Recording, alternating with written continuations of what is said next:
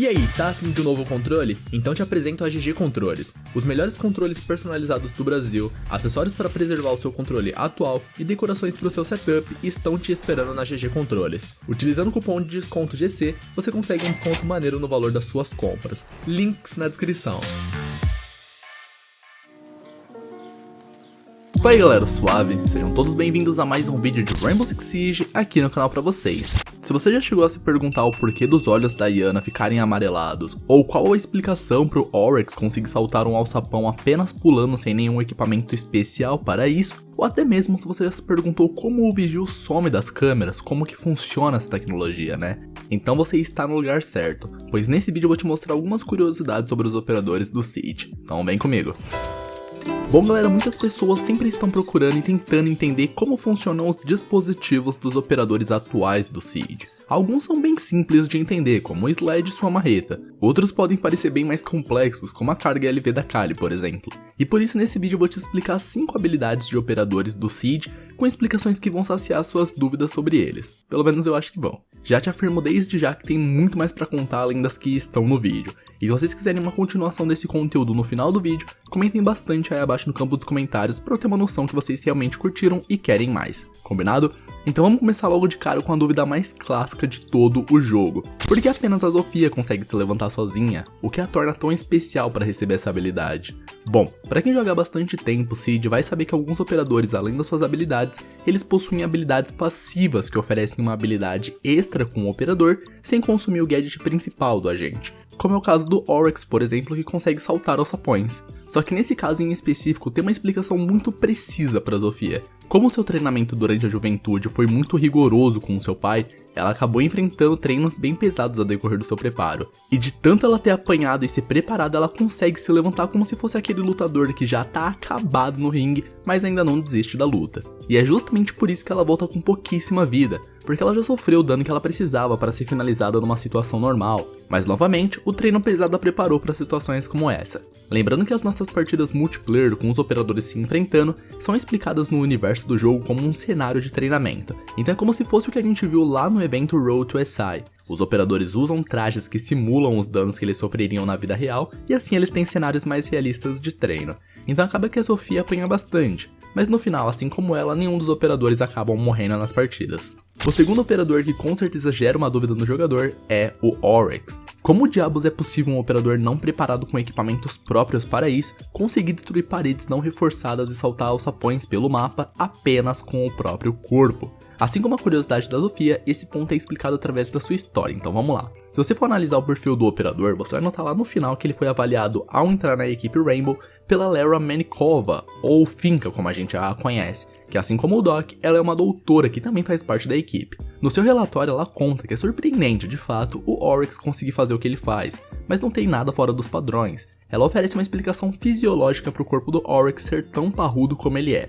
A força do tronco é desproporcional em relação à estrutura inferior do esqueleto. Uma parte inferior do corpo mostra sinais de hipertrofia e possível hiperplasia, que é basicamente quando os músculos crescem muito por conta da multiplicação celular do indivíduo devido às fraturas dele. A remodelação óssea é consistente com a lei de Wolff. Apesar da evidência de fraturas precoces e múltiplas, possivelmente não tratadas, acaba que tiveram recrutamentos e fortalecimentos nos músculos do Oryx. Então a explicação que a equipe de desenvolvimento definiu para as habilidades do Oryx envolvem apenas seu preparo físico e sistema fisiológico.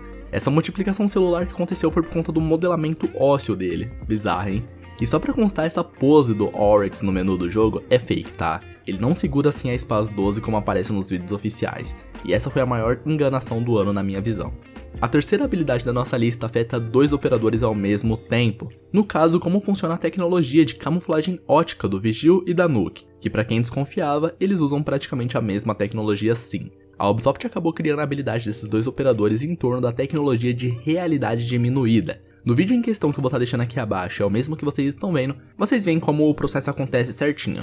Mas o que seria essa tecnologia? Basicamente o que estamos falando é de um software que permite em tempo real retirar elementos específicos de uma imagem em movimento, como um vídeo ou um filme. As imagens apagadas não perdem qualidade graças à maneira como o processo é feito. O software identifica o trecho que você deseja apagar e amplia a imagem, deixando-a borrada. Durante todo esse processo ele elimina as cores que destoam do fundo e depois traz a imagem de volta para o tamanho original. E o que a Ubisoft fez foi aplicar essa mesma tecnologia nos gadgets desses dois operadores. Só que na verdade o traje do Vigil e o Hell da Nuke que fazem o papel desse software dentro do jogo. Então ao ativar o seu gadget, eles conseguem fazer o software ativar essa tecnologia e removê-los das câmeras e drones do mapa. Já a questão da Nuke conseguir reduzir o som dos seus passos ao ativar o Hell, isso é explicado através da sua avaliação no seu perfil. A Grace Nam, ou do Kaeb, como é apelidada, ela foi a responsável pelo aprimoramento do Hell, que é o redutor de presença da Nuke. Inicialmente ele só camuflava a operadora, assim como o ERS-7 do Vigil faz também. Só que aí a Docap decidiu fazer um upgrade nesse gadget inspirado nos passos silenciosos da caveira.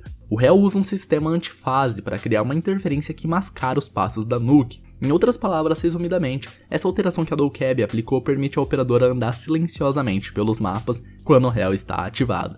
A quarta e penúltima habilidade é a da Finca, claro. Como raios da Finca consegue ativar um surto de adrenalina em toda a equipe ao mesmo tempo? Será que ela dá um baseado para todo mundo? Como que funciona? Para essa curiosidade em específico não existe uma explicação científica, mas a biografia da Finca revela que, durante o seu processo de treinamento na Spetsnaz, ela teve que adaptar os seus nanobots ao corpo de cada membro da sua equipe. Então a explicação aqui seria que ela fez a mesma coisa quando começou a trabalhar com a equipe Rainbow. Com isso a gente pode acreditar que, sempre antes de começar um cenário de treinamento ou uma partida multiplayer, a Finca aplica esses nanobots na circulação de todos os atacantes. Daí quando ela ativa o surto ele tem efeito em todos os aliados ao mesmo tempo. Mas isso não justifica o fato dela poder levantar jogadores incapacitados e não conseguir se auto-levantar. Mas tudo bem, a gente sabe que a Finca tá na lista dos operadores a serem retrabalhados no ano 5 ou talvez ali no início do ano 6. Então a gente pode esperar um gadget bem mais pé no chão, eu diria.